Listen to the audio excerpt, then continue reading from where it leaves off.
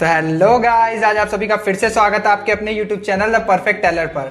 तो आज की वीडियो बहुत ज़्यादा खास होने वाली है, तो प्लीज़ इसे स्किप मत करना क्योंकि इसमें बहुत सारी नई अपडेट्स और बहुत सारी इंटरेस्टिंग अपडेट्स शेयर करने वाला हूँ। यश राज फिल्म्स की स्पाई यूनिवर्स की नेक्स्ट मूवी, जो कि one of the most anticipated Indian movies में से भी एक है। जी हाँ दोस्तों, मैं बात कर रहा हूँ वॉर 2 मूवी की। इसमें हमें लीड रोल में ऋतिक रोशन दिखने वाले हैं, उनके साथ हमें जूनियर एनटीआर भी दिखने वाले हैं। इनफैक्ट इसके अंदर हमें अभी फिलहाल फीमेल लीड एक्ट्रेसेस कौन कौन सी देखने के लिए मिलने वाली हैं ये तो फिलहाल कंफर्म्ड नहीं है। रूमर्स तो बहुत सारे आए हैं, बट यस अभी फिलहाल कुछ वैसे कंफर्म नहीं है। तो इस फिल्म से जुड़ी हुई अभी फिलहाल में कुछ अपडेट्स नहीं आई थी पिछले एक हफ्ते से, तो अभी इससे जुड़ी हुई बहुत सारी अपडेट्स आई हैं और मैं उनको लाइन बाय लाइन आपके सामने अब रखने वाला हूं और मैं उसको थोड़ा बहुत इलेबोरेट भी करने की कोशिश करूंगा। सबसे पहला अपडेट तो ये आया है कि इस मूवी के लिए स्पेशली ऋतिक रोशन ने अभी एक टाइप का मार्शल आर्ट मास्टर किया है, जिसमें वो कटाना को यूज करने की नए नए स्टाइल सीख रहे हैं और वो इन्हीं स्टाइल्स को यूज करेंगे शायद से अपने एंट्री सीन के आसपास, जिसमें कि एक टाइप का जैपनीज या फिर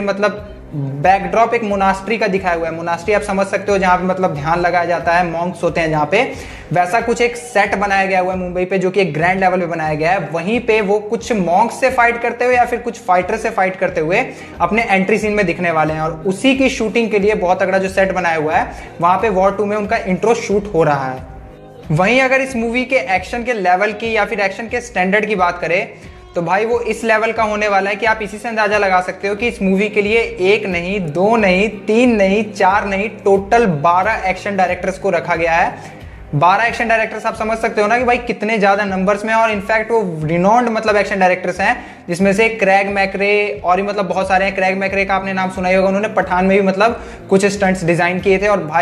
आपने पठान देखी थी, उसमें देखा था आपने कि उसके स्टंट्स तो काबिले तारीफ थे। हालांकि उनके एग्जीक्यूशन में कहीं पे कुछ जगहों पे थोड़ी बहुत फ्लॉज आ गए थे, कुछ कमियां रह गई थी, बट यस मूवी काफी अमेजिंग थी। उनको बहुत ज्यादा कि कोई एक्सपर्ट होगा वही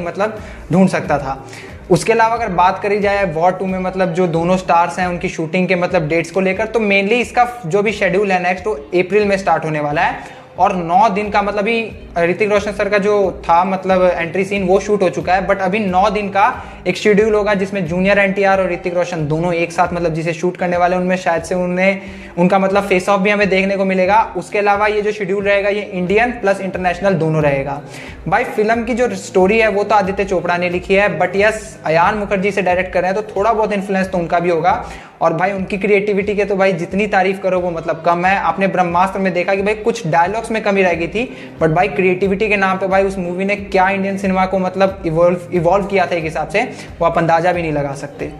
इसका अंदाजा मैं आपको एक छोटा सा एग्जांपल दे रहा हूं, आप उससे भी लगा सकते हो। देखो जब वॉर मूवी आई थी ऋतिक रोशन की, उसमें जो स्टार्टिंग में एक सीन था जिसमें ऋतिक रोशन स्नाइपर से एक बंदे को शूट करते हैं और से वो इंक्वायरी कर रहे होते हैं कि वजीर कौन है, प्यादा कौन है। अगर आपने ध्यान दिया होगा तो आप उसमें देखोगे कि जब वो मार के उनका एक वॉकिंग सीन है, जिसमें वो स्लोमो में थोड़े चलते हुए दिखाई देता है, उसमें पीछे नियॉन लाइट्स के जो बोर्ड होते हैं वो टूटे फूटे होते हैं, उनमें ना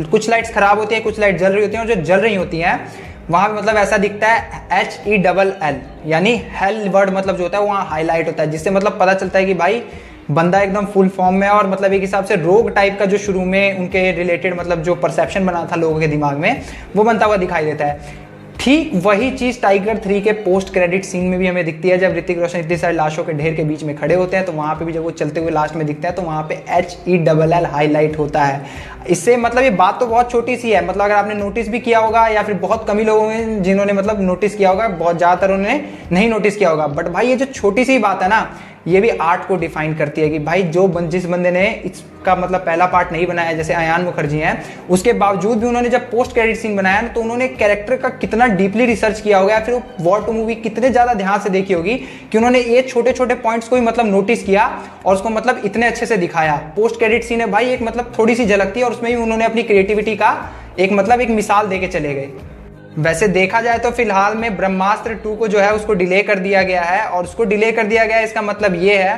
कि ऋतिक रोशन के कैरेक्टर जो होने वाला है वॉर 2 में, उसी को इतना ज्यादा डार्क दिखाने वाले हैं और इतना ज्यादा कूल दिखाने वाले हैं अयान मुखर्जी कि उसकी भरपाई इसी से होगी। और शायद से हमने वो लुक या फिर वो अवतार ऋतिक रोशन का पहले देखा भी नहीं होगा। बस एक चीज की उत्सुकता थोड़ी सी रह जाती है कि